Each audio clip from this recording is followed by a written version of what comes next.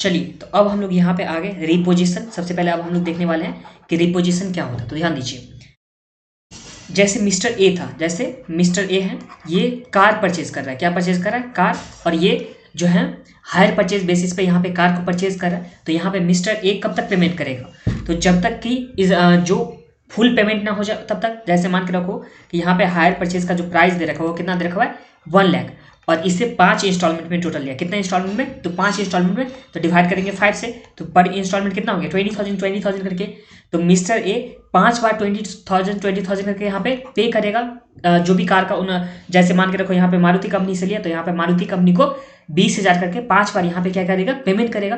तो ये समझ में तो कोई प्रॉब्लम नहीं। देखिए, मिस्टर ए के पास ओनरशिप कब आएगा? तो जब तक कि ना वो पूरा का पूरा पैसा जब तक कि पेमेंट ना कर दे तब तक इसके पास तो ओनरशिप नहीं आएगा। ओनरशिप कब आ जाएगा? जब ये लास्ट वाला जो इंस्टॉलमेंट होगा उसका पेमेंट कर देगा, तब आएगा इसके पास ओनरशिप। बट कभी कभी क्या होता है कि जो यहाँ पे परचेजर होता है, जो यहाँ पे परचेज करता है, वो पेमेंट देने में फेल, मतलब पेमेंट जो करने में ये क्या कर देता है? फेल कर देता है। मतलब फेल टू पे एनी अमाउंट। मतलब मान के रखो कि मिस्टर ए था, पहला इंस्टॉलमेंट यहाँ पे पेमेंट कर दिया, फिर यहाँ पे दूसरा इंस्टॉलमेंट पेमेंट कर दिया, तीसरा पेमेंट यहाँ पे नहीं किया, फिर यहाँ पे चौथा भी नहीं किया। तो इस तरह से मतलब कि इंस्टॉलमेंट का यहाँ पे पेमेंट नहीं कर रहा है। ठीक है, तो जब तक यहाँ पे इंस्टॉलमेंट का पेमेंट कर दिया तब तक तो ठीक ही है। बट जहाँ पे इंस्टॉलमेंट का अगर पेमेंट नहीं करेगा तो ये जो कंपनी है जहाँ जिससे यहाँ पे इंश्योरेंस लिया था, सॉरी जिसे यह क्या कहता था, परचेज किया था हायर परचेज सिस्टम पे, तो ये जो है ना, जैसे ये इंस्टॉलमेंट पेमेंट नहीं करेगा तो ये जो है मिस्टर ए के पास से यहाँ पे कार लेकर के चला जाएगा।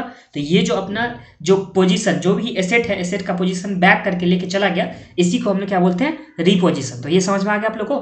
देखिए, जैसे मिस्टर ए था और यहाँ पे मारुति कंपनी, तो मारुति कंपनी से मिस्टर ए परचेज किया था कार, और कार को यहाँ पे 20,000 इसका इंस्टॉलमेंट है। तो जैसे मान कर रखो 20,000 यहाँ पे इंस्टॉलमेंट है और ये पेमेंट करने में फेल कर जाता है, तो यहाँ पे मारुति कंपनी क्या करेगा? इसके एसेट को, जो भी यहाँ पे इसका गुड्स है, उसको यहाँ पे लेकर के चला जाएगा। और ये लेकर के चला जाएगा तो इसी को हम लोग क्या बोलेंगे? तो इसी को हम लोग बोलते हैं रिपोजिशन। अब यहाँ पे एक बार बुक में देख लीजिए और कुछ हम लोग गारंटी देख लेंगे और कितने तरह का रिपोजिशन होता है वो देख लेंगे, और उसके बाद हम लोग सम्स में डायरेक्ट चलेंगे। तो देखिए यहाँ पे, in hire purchase agreement the hire purchase has to pay up to the last instalment. तो इसे जो पेमेंट करना होता है वो कब तक? तो लास्ट इंस्टॉलमेंट तक इसे पेमेंट करना होता है। और यहाँ पे to obtain ownership of the goods, तो यहाँ पे ओनरशिप ऑब्टेन करने के लिए कितना पेमेंट करना होगा? तो लास्ट इंस्टॉलमेंट तक इसे पेमेंट करना होता है।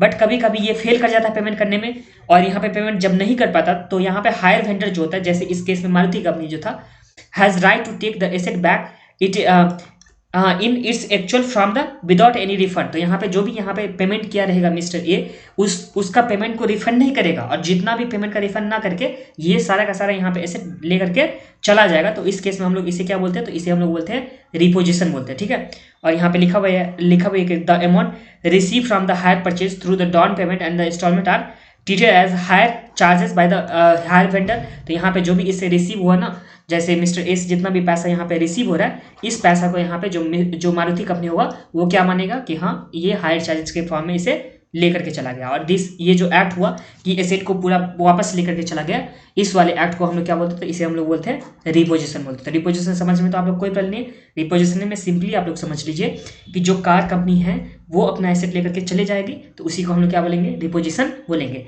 और जब एसेट लेकर के जाएगी तो जो भी यहाँ पे मिस्टर ए पेमेंट किया था, नॉन पेमेंट किया था या इंस्टॉलमेंट का पेमेंट किया था, वो सब यहाँ पे रिफंड नहीं करेगा कार कंपनी। ठीक है, वो हायर चार्जेस समझ करके अपने पास रख लेगी। ठीक है, तो ये समझ में आ गया आप लोग को?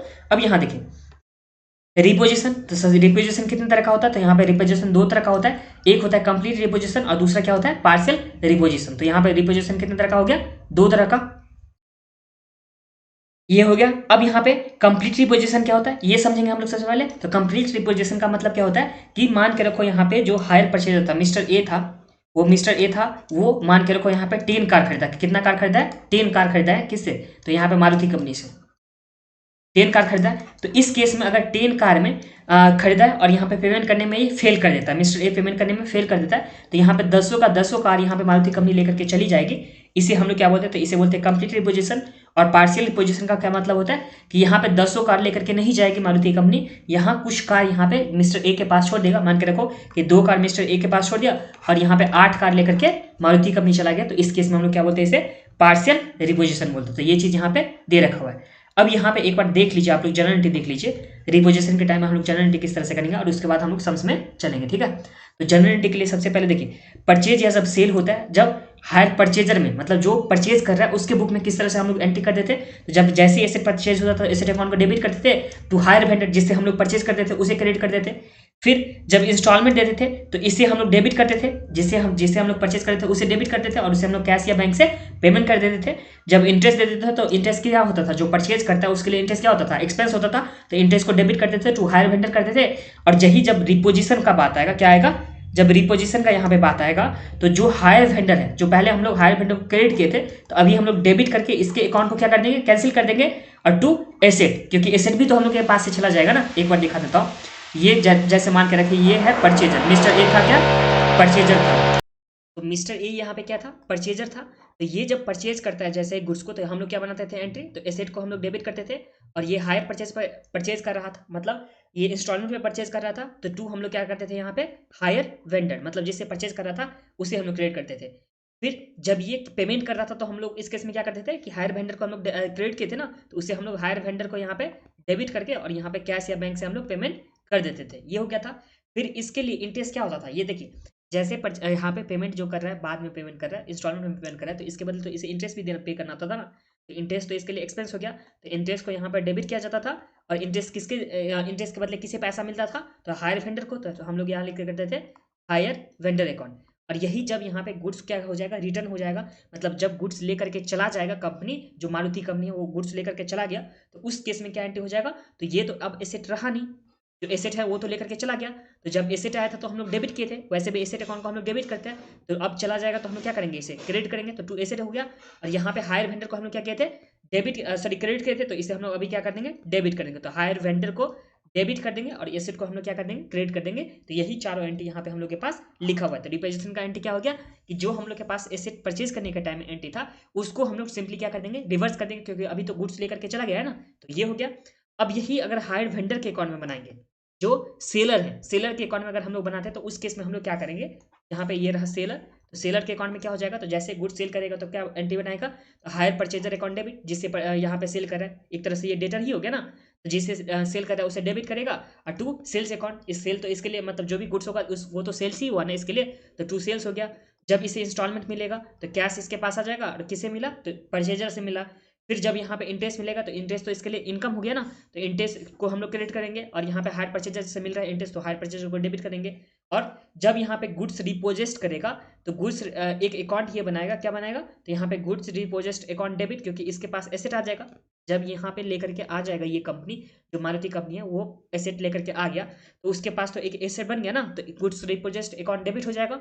टू किससे आया, तो यहाँ पे हायर परचेजर से आया, तो टू हायर परचेजर हो गया। तो ये एंट्री यहाँ पे क्या चीज़ का हो गया था, तो ये रिपोजिशन का हो गया था। और पार्सली रिपोजिशन का मतलब मैंने आप लोगों को समझा ही दिया था, क्या कि सारा का सारा गुड्स लेकर के नहीं आ रहा है, कुछ गुड्स यहाँ पे जो परचेजर है उसके पास छोड़ करके बाकी गुड्स लेकर के आएगा, तो उसे हम लोग बोलते हैं पार्शियल रिपोजिशन। अब हम लोग यहाँ पे इलस्ट्रेशन नंबर 8 में चलेंगे, जो मिसलेनियस इलस्ट्रेशन है, और ये सब इंपॉर्टेंट है, तो इसे आप लोग अच्छे से देखिएगा।